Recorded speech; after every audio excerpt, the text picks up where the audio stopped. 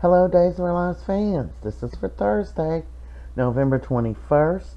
Please like, share, and subscribe. If you know someone else that enjoys the show, send them over. Well, Ava runs into Brady in the pub and she ignores him, and he's like, walks over to the table, and because he offered to buy her coffee, and she said, I can buy my own coffee. Then she went over and sat down by herself, and he walked over and said, I got a feeling I did something wrong, but I don't know what I did. Is there something I did wrong or something to offend you? She said, no, it's your stubborn, nasty son, Tate. And he's like, Tate? And then she's like, yeah, he hurt Sophia, blah, blah, blah.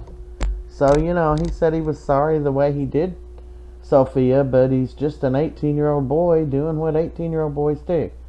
So they're parting ways, and they give each other a hug, and who walks in? Kristin. And she's like, well, what do we have here? And she's like, friends hugging each other, goodbye. There's nothing going on, Kristin. Really. So she gets Brady to go off to see Sara, and she ends up telling Ava about staying away from her man, and Ava informed her, hey, y'all aren't together. Meanwhile, after that, she went to the hospital to see if Sara had any progress. They said no, nothing, and she's like, well, you got to make her get up and push herself. So she goes in there and she's telling her, get up, trying to throw her out of the bed. Force yourself to walk. You got to force yourself. And Xander's trying to pull her off, and she's like, you can't just lay there. You got to push yourself. And Xander's like, you got to get out of here, Kristin. Since when do you care?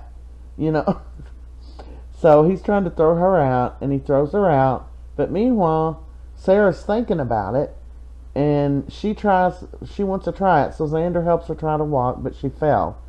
So Maggie was pushing over her food for her, and it fell. She knocked it all over her on the bed, and Sara felt it. She felt the stuff hit her legs. She's like, oh my God, I felt it. It hit my legs.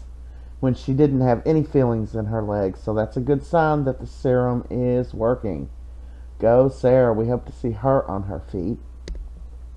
Holly and Tate are just humming around like a couple of lovebirds, and they're happy to be back together, kissing, hugging, all this stuff. And they weren't together when he slept with Sophia, so but up walks Sophia.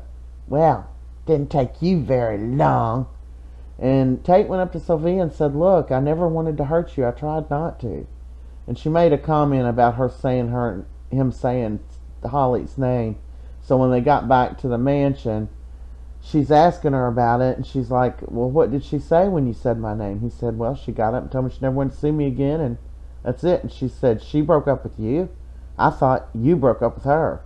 And he's like, well, what difference does it make? And it did make a difference, trust me, but luckily for Holly, she got over it pretty quick and said, yeah, okay. But she was under the estimation that makes her think that he still wants to be with her. But he explained he always wanted Holly, and that's the way it's always been. Sophia runs into Aaron, and his life's gone to poo with his brother in jail and stuff. So they become friends, and she tells him what Tate did, and they decide to go back to her place to watch movies. What's going to happen here? They're going to get jiggy. She's going to get pregnant and claim that baby is Tate's, because she is just a holy terror.